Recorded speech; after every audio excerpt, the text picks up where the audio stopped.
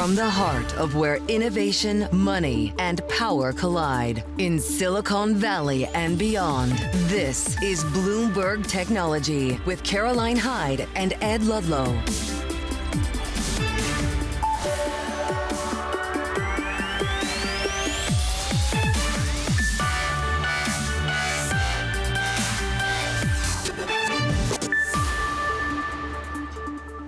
Live from San Francisco, this is a special edition of Bloomberg Technology, live from the Bloomberg Tech Summit. Yeah, absolutely. Leaders from across tech and business are gathered here to discuss how they're going to navigate economic, geopolitical uncertainty and multiply the opportunities in that landscape. We'll be hearing from some of those speakers. We kicked it off last night with incredible conversations with Alphabet Sundar Pichai, Meta's Andrew Bosworth. Right now, the tech sector is also very focused, Caro, and markets are right, about the discussion between President Trump and China's Xi Jinping. And it's giving a positive spin to markets. NASDAQ coming out of its lows, we're now trading higher. Look, not gargantuan moves. We're up about 3 or 4% on the NASDAQ 100, as you'll see. But we are trending higher as we see a positive signal coming from President Trump that they're going to be meeting yet further with, of course, the First Lady going to China, and indeed a reciprocal kind of discussion coming with the Chinese leaders coming to the US. But more broadly, rare earths. Is there any clarity on rare earths? That's what we want to hear. Let's get some news breaking out of the Bloomberg Tech Summit. Anduril, the defense tech company that's quickly become a major player in US national security, has just closed its latest funding round. Joining us for more is Trae Stevens, co-founder and executive chairman of Anduril. He's also a partner at Founders Fund. He will be a speaker as well at the Tech Summit later today. Trae, good morning. Good morning. Congratulations. This is Series G. What are the details? And this seems meaningful for Anduril. It is. You know, as we continue working on building a company that has the capacity to scale into the largest problems for the national security community, we thought it was really important to shore up the balance sheet and make sure that we have the ability to deploy capital into these manufacturing and production problem sets that we're working on. The round ended up being a $2.5 billion round at a valuation of $30.5 billion post-money. It's a tremendous opportunity for us to continue growing the team, growing the infrastructure, and our ability to really ramp up into these bigger problem sets. Founders Fund led the round. You have an interesting role as executive chair at Anduril, but you recuse yourself from the Founders Fund part of that. They, I believe, wrote like one of, if not their biggest check ever. Yeah, the largest check in Founders Fund history. We put $1 billion into the $2.5 billion round. Okay. Why is this commitment, this necessary money right here, right now? Is this going to be the last one before a potential IPO? Oh, man, it's a great question. You know, there are a lot of ways to raise capital. It's not just the possibility of IPO. Obviously, long term, we continue to believe that Anduril is the shape of a publicly traded company. We're not in any, rapid path to doing that. We're certainly, going through the processes that are required to prepare for doing something like that in, the medium term. But right now, we're just very focused on the mission at hand, going at this as hard as we can. Does that mean we raise another private round of capital at some point? Maybe. Hard to say. We're always surprised at how much demand there is in these massively oversubscribed rounds. How oversubscribed, please? It was a lot, like 8 to 10x of what we had the capacity to take on. There's a lot of players that are starting to figure out that the momentum is drawing into, being able to do this at Anduril.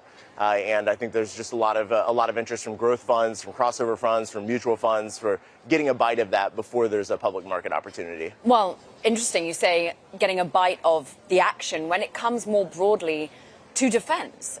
Suddenly, all of Silicon Valley kind of wants to be in defense and in U.S. manufacturing. In fact, Andrew Bosworth of Meta yesterday talking about how maybe there's some bigger patriotism than we realized across Silicon Valley. Just take a listen. There's a much stronger patriotic underpinning than I think people give Silicon Valley credit for. But taking a step deeper, this is actually a return to grace for the Valley potentially, not just from Meta, but from Google and other companies. The Valley was founded on a three-way investment between the military, academics, and private industry. That was the founding of it. There would be no technology if we weren't all tasked with the problem of computing naval ballistic trajectories during the first two world wars. You have a partnership.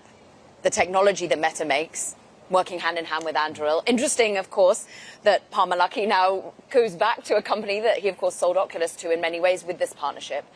What does it look like? Are more partnerships going to be erupting here? Well, I mean, to Boz's point, the world has changed a lot in the last 8 years. Anduril actually turns 8 years old tomorrow. We're approaching our anniversary, which is the anniversary of D-Day as well. We started the company on the 73rd anniversary of D-Day, recognizing there's an important contribution for not only ourselves, but also the American enterprise into national security efforts.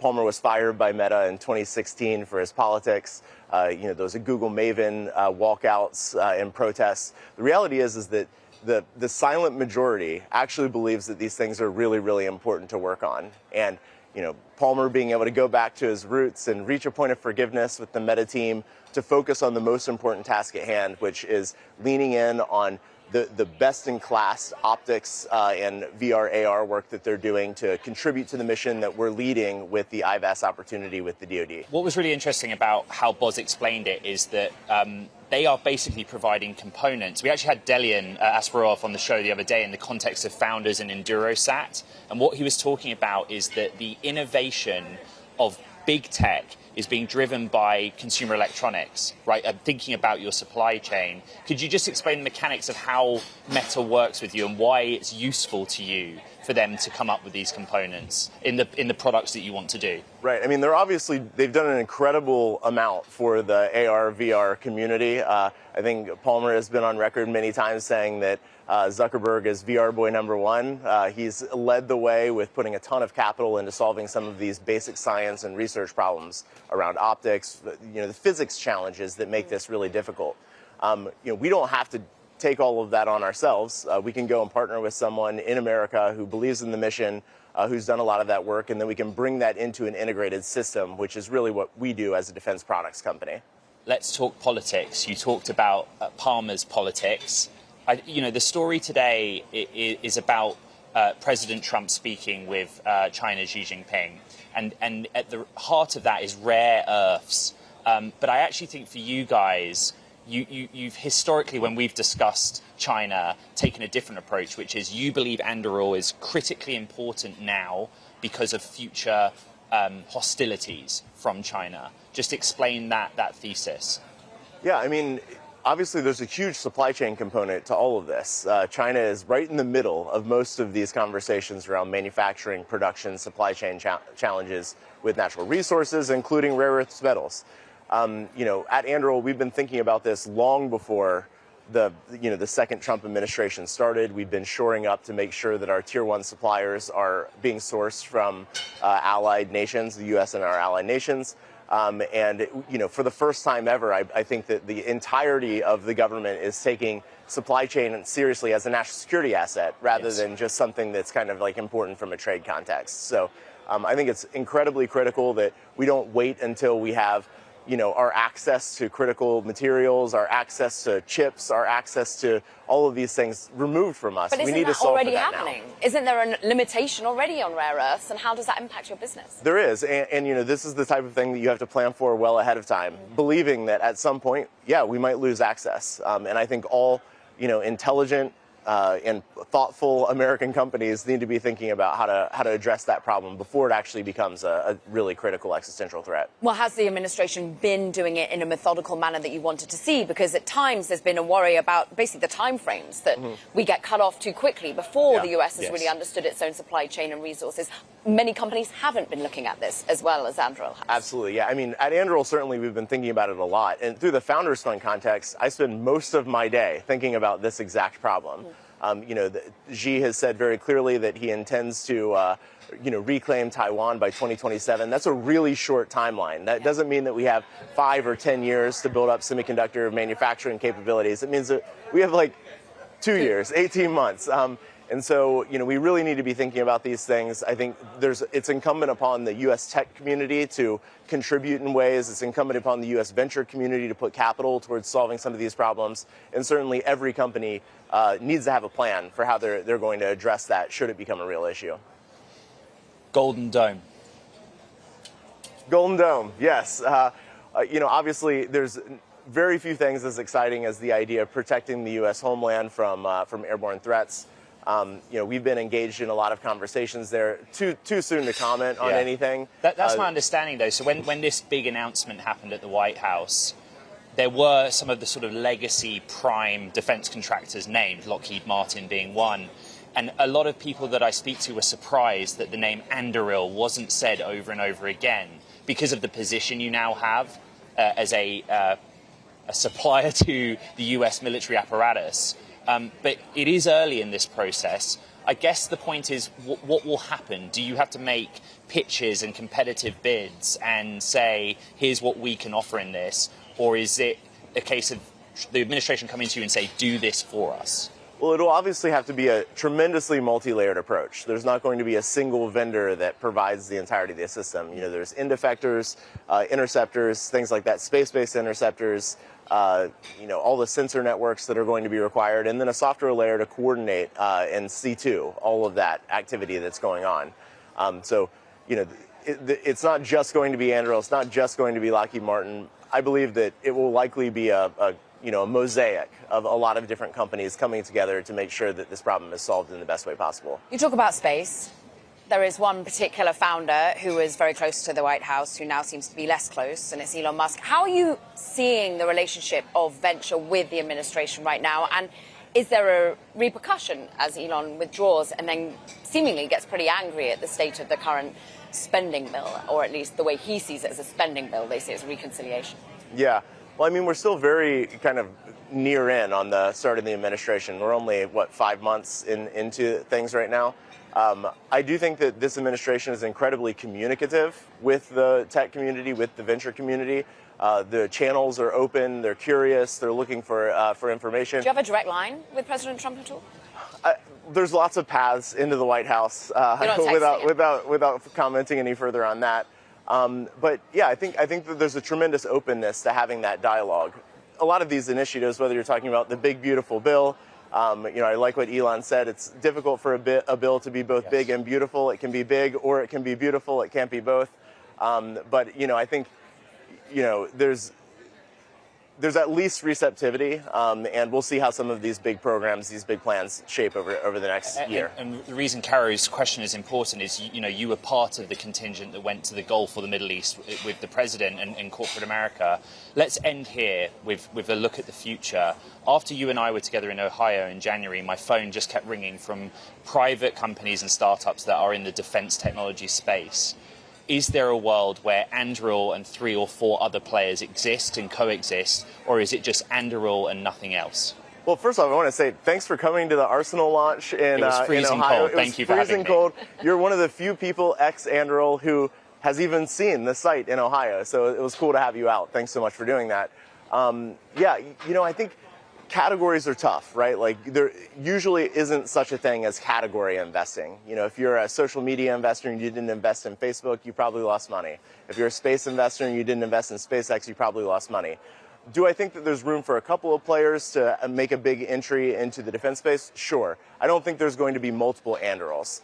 And that's really our goal, is we're trying to create a concentrated opportunity to be a next-generation defense products company that goes out and wins these major programs where we're going to have the ability to bring software chops, autonomy, speed, scale, manufacturing into the defense industry for the first time as a new player in a really long time.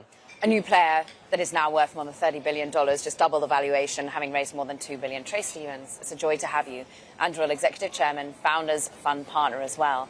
Now, so much more coming up about, clearly, the future of AI. Alphabet CEO Sundar Pichai, following his panel at Bloomberg Tech Summit last night, talking about actually competition, how it's looking in AI. This is Bloomberg Technology. There's no doubt to me that 3 years from now, there'll be a company which will be dominant in this AI age, which we don't even know the name of today.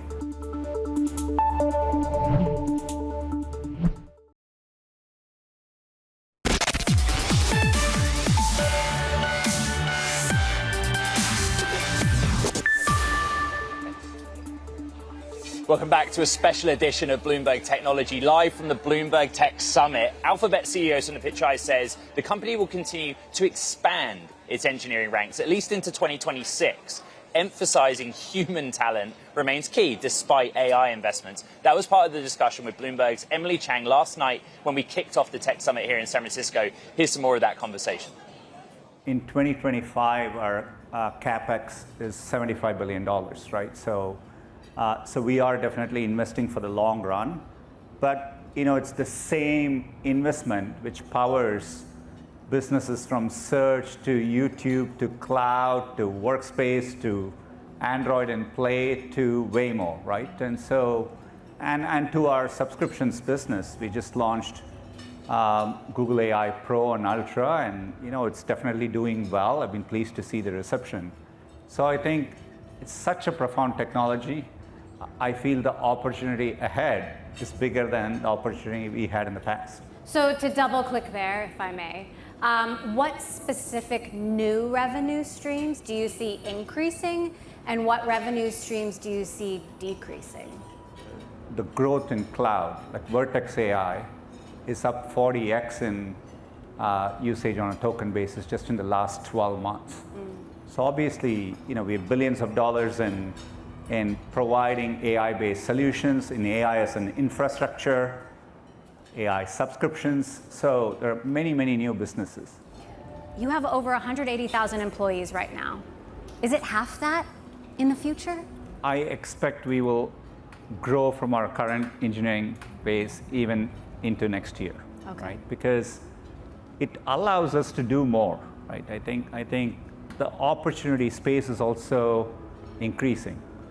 I just view this as making engineers dramatically more productive, getting a lot of the mundane aspects out of what they do, allowing them to spend on higher value-added tasks. But that means it's an accelerator. People will be able to do more, which means maybe we'll create new products, and hence we will need more people. At least in the near term, to me, it looks like we will expand engineering velocity, and that doesn't mean we're constrained in what we will do. We'll end up doing more as a company as well. But in 2 trials now, judges have said that Google is a monopoly in search and partly a monopoly in ads.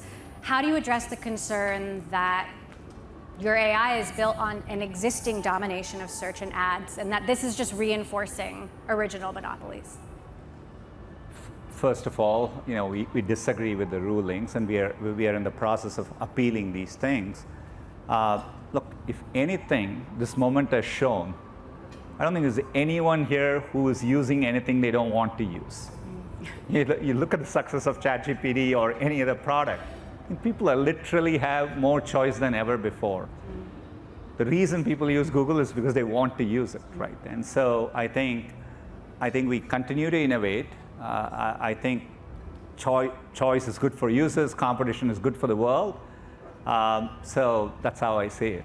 You've said the remedies proposed are too extreme. Would you ever voluntarily break yourself up, control your own destiny? Compared to what the initial scope of the ruling was, some of the proposed solutions are far overreaching. We'll see how it plays out.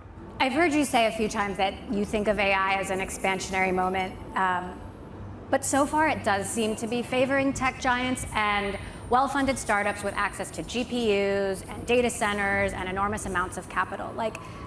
Isn't this really concentrating power in fewer hands, and is AI just another winner-take-all game? I'm confident there is a company that's going to be created with AI, just like when the internet happened. Many years after the internet happened, Google didn't exist. So, there's no doubt to me that 3 years from now, there'll be a company which will be dominant in this AI age, which we don't even know the name of today. Yeah. That's the only way things work in the future. A confident Alphabet CEO Sundar Pichai there, along with Bloomberg's Emily Chang. Right now, we can talk it all through with executive editor Tom Giles, who joins us for more of that conversation. You were sitting down with Boz from Meta after that with Sundar. But just going back to what Sundar was saying around his optimism on jobs. Look, today, one of the most read stories on the Bloomberg terminal is Vista Equity Partners Robert Smith saying, look, at my conference today, 60% of you are going to need to find new jobs. White-collar work is going out. The number keeps going up. I know, what a Dario. Right, just last week, Dario from Amadei from Anthropic, 50%, right? look, the fact is AI is definitely coming for some engineering jobs. The percentage of coding that is happening from artificial intelligence seems to keep creeping up and up and up. Some people would argue that's going to put a lot of engineers out of jobs, but as Sundar pointed out last night, he thinks what's going to happen is it's going to make them more efficient. It's going to mean creating more products, bigger companies, bigger businesses, and need for more people. Where do you draw that line? I mean, we have to encounter it as journalists, right? Right. When are you going to hear the news from the AIs? We have to stay a step ahead of them. We have to stay smarter. And the engineers, it's the same thing. You have to become more sophisticated in the way you code. And that's what Sundar is talking about. And I guess the news headline was that they will keep hiring at least for the next 18 months or so. At least into 2026. He didn't want to be pinned down into much longer into the future. The thing is that Google is so core to the news cycle at the moment. That was why it was such an important way to kick off Bloomberg Tech Summit. He made this point that, like, look, what we're doing in our scale, you can't accuse us of being a threat to the world existentially, because we're also facing all of this competition. Some of that competition is going to be speaking over the next 12 hours, for example. Absolutely. You can't say on one hand that we are at extinction level threat, right? At the same time, too big. He definitely, he came back to the antitrust question, right? Basically the government right now is considering breaking up Google. Would he consider breaking up himself? Of course, his answer is that is not on the table. He thinks that the government is overreaching right now, and he has to keep sending that message that we are not a threat and that there is a lot of choice. Now, I will say that when you come to him and say that people are using AI, much more chatbots, to do their searches, even TikTok to do searches, that actually feeds into his argument. That's really beneficial to him to know that there is this much competition, that ChatGPT is out there and people are starting to use it for all the things that Google you usually do with Google. And Perplexity, who's speaking to Shireen a little bit later today, Shireen Ghaffari. We've also got Shireen speaking with the government as well, Michael Kratsios. What are some of the conversations going to really be pushing forward, do you think? Because yesterday you got Buzz from Meta to push forward on this patriotism focus, on this alignment of Silicon Valley with defense. What else came out of that conversation? Right, yeah. I mean, he pointed out that for many years, Silicon Valley has said no to working with the Defense Department. The pendulum is swinging dramatically. Patriotism, silent majority. We heard that before in U.S. history, you'll recall. Not sure I've seen the polling that shows that, that demonstrates that, but I get the sentiment behind it. As you talked just now with Trae, I'll be talking with him a little bit later. I'm looking forward to hearing. You've got a good suit on. You've got a good suit on. It looks great. I'm looking forward to hearing from Mayor Lurie, to hear about the comeback of San Francisco. Is it real? Is it lasting? And what's ahead for this important city to Silicon Valley? We're just getting kicked off here. That was Bloomberg Technology Senior Executive Editor Tom Giles. Let's get out to Washington, D.C. President Donald Trump and Chinese leader Xi Jinping agreeing to further trade talks during a phone call today. Bloomberg's Kayleigh Lyons has all the details, and at the center of it, rare earths. Yeah, that's right. The president said that after this phone call with Xi, which lasted about an hour and a half, there should be no more questions around the complexity of the rare earths issue. That does still leave us, though, with some questions, as the president did not specify exactly what was agreed to on rare earths. If China has formally said that it will be lifting export restrictions or granting licenses for the export of those rare earths to American companies. So we're still left with some questions here. China's readout of this call has been a bit different. China, in its statement, also said that President Trump has said that Chinese students are welcome in the U.S., despite the State Department's efforts to be revoking some of those visas of Chinese students. But the big picture here is that President Trump says that this has brought the U.S. and China to a better place on trade, and that they are going to continue conversations, which will be a bit broader. Remembering the first conversations in Geneva were just the Treasury Secretary Scott Bessent with his counterpart, now Howard Lutnick, the Commerce Secretary, as well as the U.S. Trade Representative Jamieson Greer will be involved in the next talks at a location that has yet to be announced, as well as the time. China top of mind, Kayleigh. In 30 seconds, Elon Musk also top of mind with this big bill.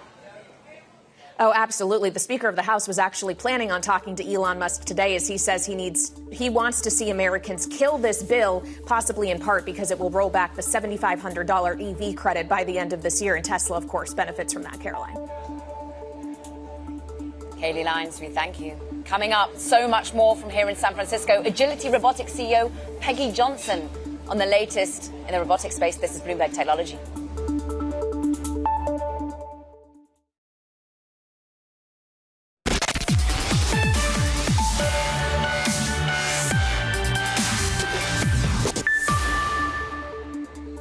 Welcome back to a very special edition of Bloomberg Technology. We are live from the Bloomberg Tech Summit right here in San Francisco. I'm Caroline Hyde. And I'm Ed Ludlow. Meta CTO Andrew Bosworth says that, quote, the tides have turned in Silicon Valley, making it more palatable for the tech industry to support the US military's efforts. He sat down to discuss that last night with Bloomberg senior executive editor Tom Giles.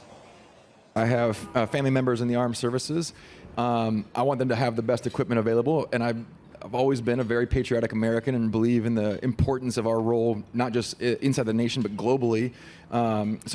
There's a much stronger patriotic underpinning than I think people give Silicon Valley credit for. But taking a step deeper, this is actually a return to grace for the Valley, potentially, not just from Meta, but from Google and other companies.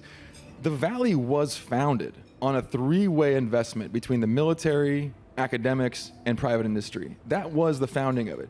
There would be no technology if we weren't all tasked with the problem of computing naval ballistic trajectories during the first two world wars. Like, that is the heart and soul of the investment that led to what we are today. And that really got severed for a while there. And some of that's because of the procurement laws that changed in the 60s and 70s. Some of that's the Last Supper that happened in 1985.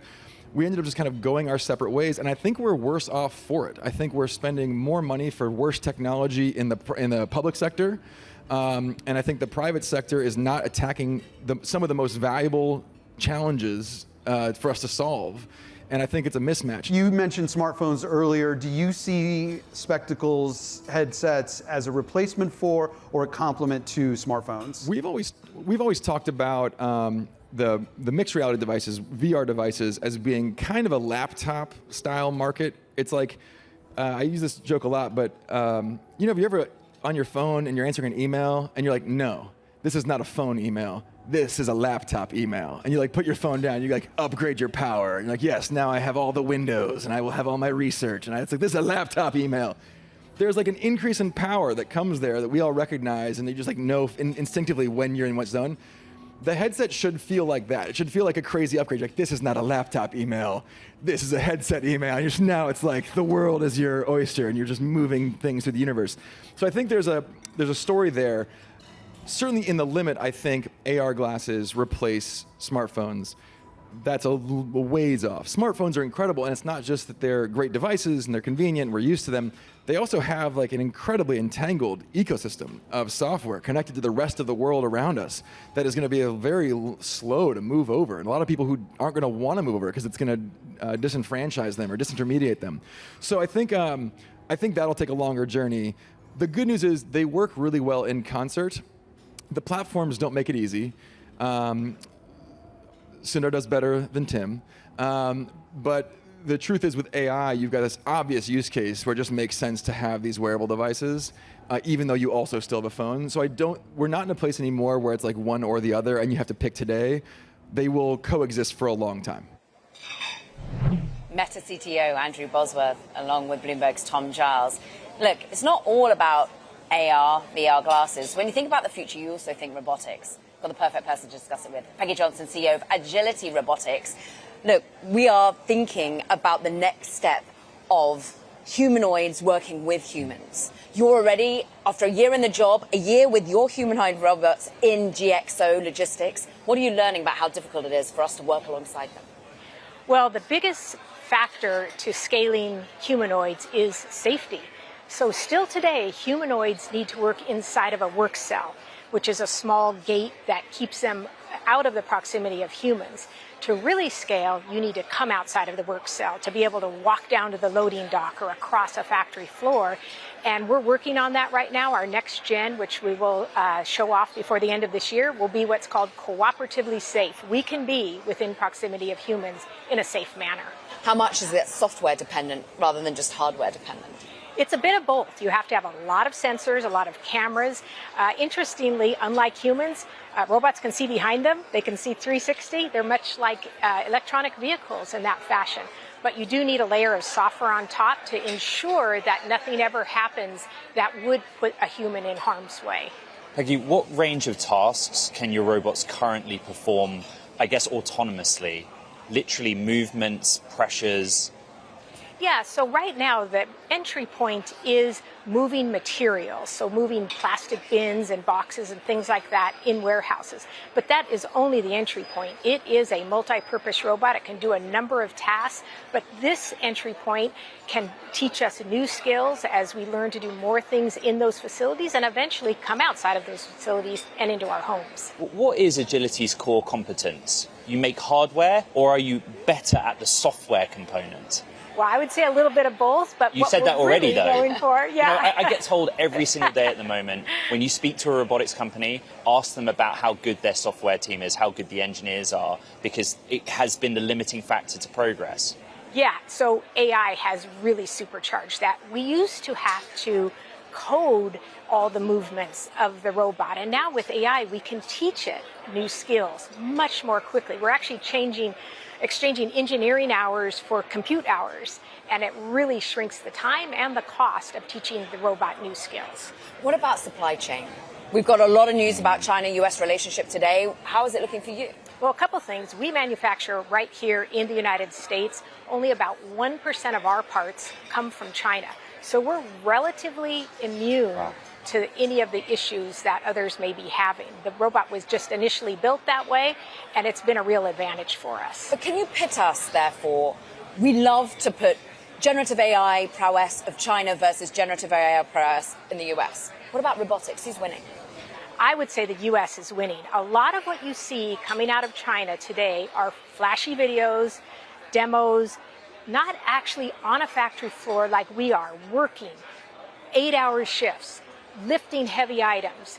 That's the true test of what a robot can do. That's the thing. I think the Bloomberg Tech audience really just appreciate understanding the basics. So with the GXO deal, in one calendar year, you've moved 300,000 items. But how many robots is that? How many actions can a robot doing a shift? I can't believe you used the word shift.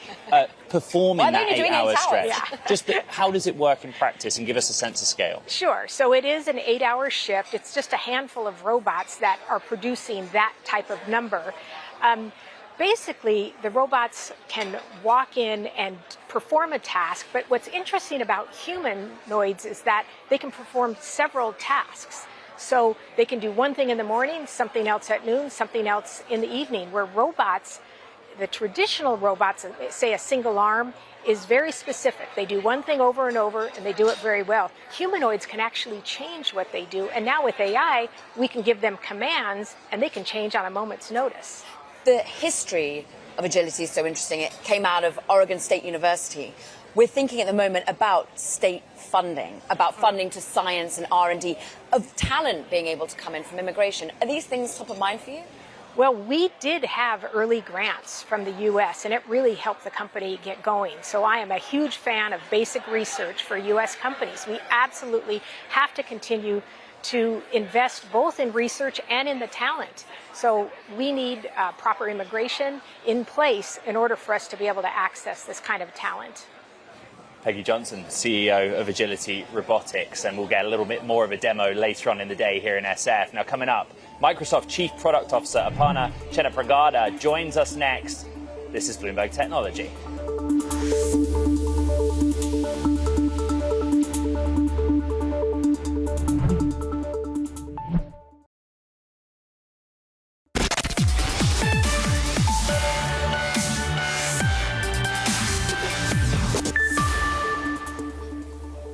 Welcome back to a special edition of Bloomberg Technology. We're live from the Bloomberg Tech Summit in San Francisco, where AI is top of mind. AI's impact on the workforce is already being felt, and that's especially true for engineers. Aparna Chennapragada is the Chief Product Officer of Experiences and Devices at Microsoft, which is at the forefront of some of these changes. She joins us here at Tech Summit SF. So, as you know, about 6 months ago, I just did 30 days straight of using Copilot on a Windows-based laptop.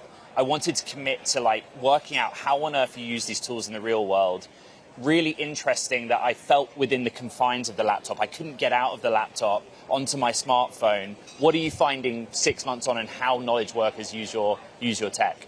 First of all, thank you for having me, and also thank you for nailing the pronunciation of my name. Taking a step back, I think we are in this super early phase of the AI shift.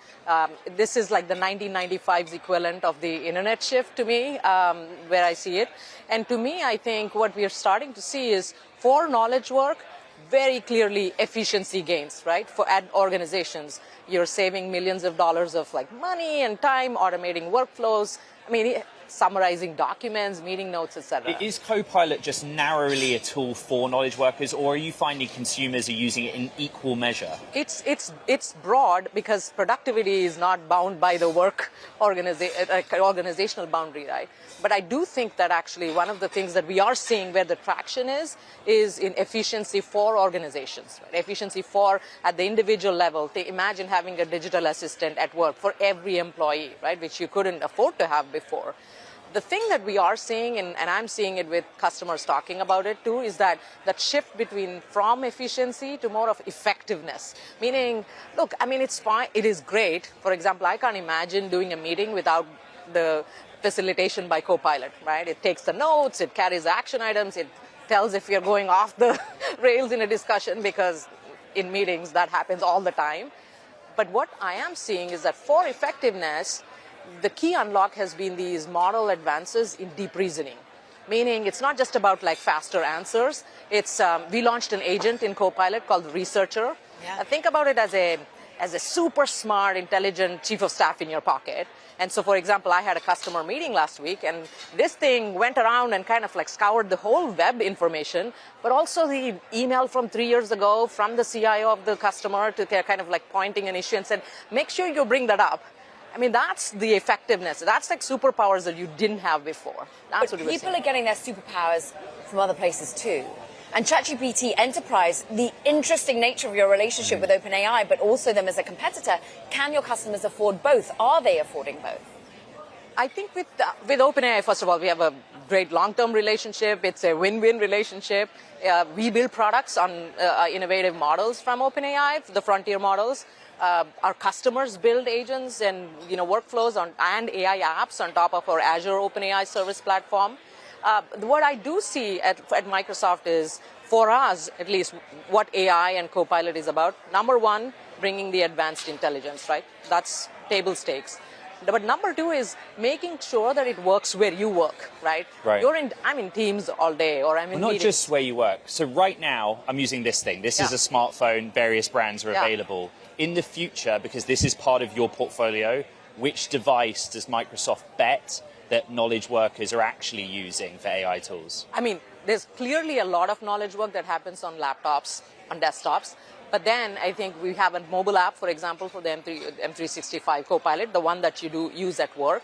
But I think the other thing I do want to come back to is you can't build all of these on Jenga blocks, right? You have to build this on security, safety, compliance, and governance. And that's the thing I hear all the time from customers.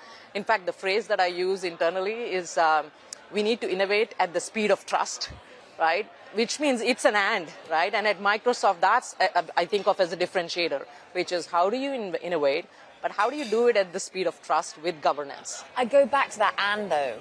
Are people having Copilot and other enterprise generative AI offerings right now?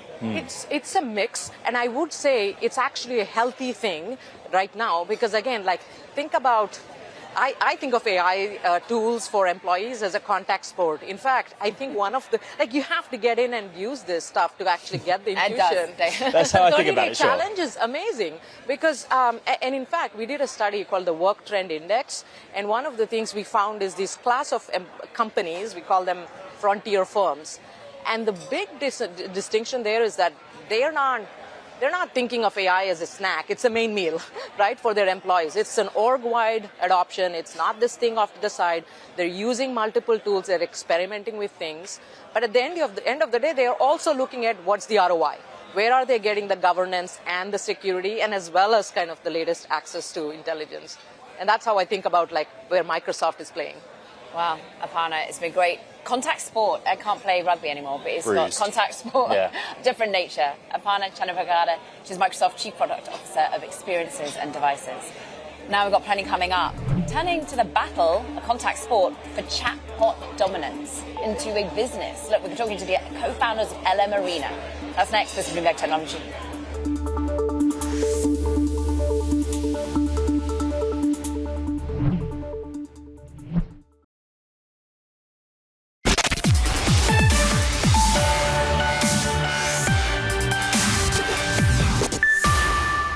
Welcome back to a special edition of Bloomberg Technology. We are live from the Bloomberg Tech Summit. LM Arena, formerly Chatbot Arena, well, it lets users test, rank AI models.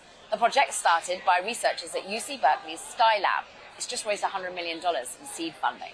Anastasios Angelopoulos is LM Arena CEO, and Weilin Jiang is LM Arena CTO, and they join us now, and it's great to have both of you gentlemen here. Great to meet you, and thanks for having us. For those who haven't yet gone and played and battled out the chatbots on your arena, what is it you're offering? So, LM Arena is an open platform for evaluating and testing AI. What that means is you can go to lmarena.ai and you can try all the different, top models from different providers. That means ChatGPT, Gemini, Claude, all the models that you might know, the best ones. And not only can you try them, but you can also battle them against one another to see who wins. And if you so choose, you can vote for the one that wins on your question, on your real use. And then we use that data in order to construct leaderboards and evaluations of these models. So you can go to lmarena.ai and click on the leaderboard button, and then you'll see a ranking of all the different models according to our user base. And our user base is pretty diverse and large. It's millions of people come to this website and vote for these different models. And so we have all sorts of categories: coding, math, instruction following, multi-turn, hard prompts. And so we rank with all of these. Well, and there's a point to all of that, which is that the users themselves are developers. They might even be on product team, right? Yep. And they're trying to assess which underlying technology works best for their goal. If I'm going to log on and do this, just walk me through the steps and my motivation to do so. Yeah, so I think as we know, when people develop application on top of AI, there are just so many choices right now across different providers, right? And then it's getting, increasingly challenging to compare with different AIs, to evaluate them, to understand, to monitor them. And then, so often question we got from developers is like, which AI should we choose for my use cases? And LM Arena is a platform to provide you, a platform for you to test, compare, and then with all these different evaluation as a foundation for you to understand which AI for you is best for you. You then become a business with $100 million in backing. What's the business model here? How do you start to charge people for the use case? Because you're bringing a lot of value. Absolutely. Well, I think you can see based on our conversation that there's a lot of value to be brought in terms of bringing reliable AI. Right? So one of the biggest problems in AI writ large is we have all these models that are non-deterministic. They're outputting text. We don't know how to evaluate them. We don't really fully understand them. And they're being used in really subjective and interesting ways. And I think businesses around the world have the question, which AI is best for me? How can I incorporate AI into my business reliably? And that's the market that we're going to go after. Guys, why do you need $100 million? Yeah. What are you going to do with it? Well, running the platform's expensive. Why? Why is it expensive, Weilin? Is it a compute issue? You were literally going to go out and get yourself a nice cluster of NVIDIA GPUs? What are you going to do? Yeah, so currently, we are serving already millions of users a month. And then, with all these top AIs, models from providers, they are not cheap, right? And then we are focusing on scaling the platform as well. So bringing it up to, 5x, 10x more usage. And then in that case, we'll be spending tens of millions of inference on serving those AI models. Right. Yeah, so that's why we raised. Can I ask about potential gaming of the system, Anastasios? Because there has been some criticism that LLM developers are coming on and then putting test beds out there, getting them used, then only putting their best ones forward. How are you ensuring that people are getting the true experience of each chatbot and ensuring that you're getting the right results on the voting? So I think you have to zoom out and think about how is the leaderboard constructed. Yeah. So in order for a model to do well on the leaderboard, what needs to happen? New people are coming every day and voting for it. So the only way that you can go up is if people vote for you. There's nothing gaming that, right? Our community. And you know they're new people. And you know they're new people. It's so like we've Hugging evaluated Face and Reddit had a baby. Kind of. That's right. Is that kind of what we're talking about here? I like that. Yeah. Hugging Face and Reddit and OpenAI or something. Okay. Yeah, it also uses this AI stuff. Totally agreed. Yeah, so I think that's the sort of end of the story there. Because what happens is that, no matter what happens for a model to be number one, that means our users rated it number one. Guys, I would love to talk about talent. Part of the raise, I'm assuming, is because you need to hire aggressively. We are in an environment where engineers, particularly those from overseas, you yourself, like me and Caro, came to this country to work and pursue careers. How difficult is that? And what's the priority for hiring, please? Yeah, so we've been focusing on hiring. It's our top priority right now. We are expanding. And then in terms of international, talent, for sure, we are going to be hiring a lot from them. And then the environment we are from is from academia, right? It's been super supportive from Berkeley and from our lab. Our lab has probably close to half of them are from international students. And you're confident that they can remain so? We hope so. Yeah. A lot of the best students in our lab are international, for sure. A lot of the best science done at Berkeley is done by international students, so we're hoping to keep them around. Yep. The team from LM Arena doing battle. There's been a heavy battle and bruising theme today when it comes to at least the tool side of generative AI and models and deploying them. Wow, what a fast start. That does it for this very special edition of Bloomberg Technology, Caro, and we are live from Tech Summit in San Francisco. We are. You've got a great conversation coming up on stage, all about the future of robotics. I go on all about the future of AI investment. Stick with us. This is Bloomberg Technology.